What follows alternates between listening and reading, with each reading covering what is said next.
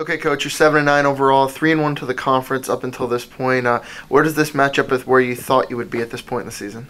Um, I think we're a little behind where I was hoping to be. Obviously, 7-9, you have a losing record. You wanna have a few more wins in there than we do. But I think we've overcome a lot of injuries and obstacles to get to this point. And right now at 7-9, we're back to have almost everyone back health wise. So I'm happy to be in a position where we're still in good shape in the conference. It's early enough that with all the injuries that we've had, we're able to recover and get to this point. So a little disappointed that we're 7-9, but in the end, it's not that big of a deal record wise.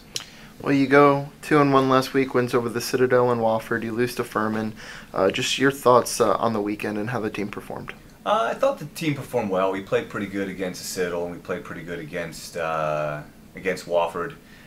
Furman was an interesting match. We hit for a higher percentage. We outdug them and we outblocked them, and we still lost in 4. So I think we did a lot of good things, and we put ourselves in position to win the games. But at the end of the games, we weren't able to make the few plays that we needed to win. I think if we would have won the second game, we would have been in a much better position, and we were up 17-13, and we were up 23-20.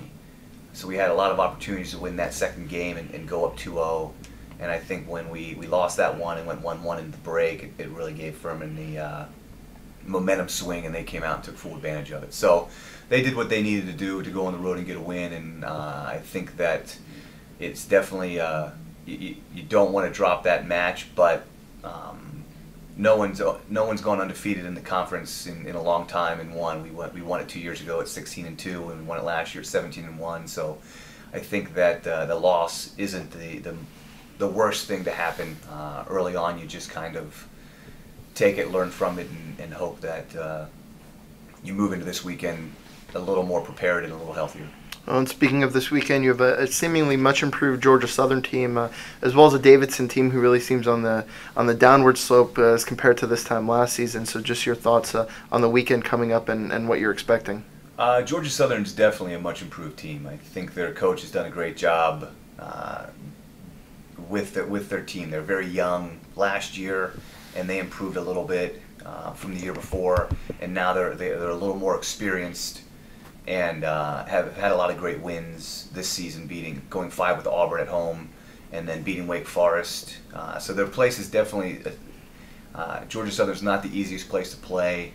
They play very well at home, so it's definitely going to be a challenge to go down there, especially now that we've lost that first conference match. I think everyone will kind of look at that and see that we have some vulnerability and have the ability to be beaten. So I know Georgia Southern's going to come in pretty confident and pretty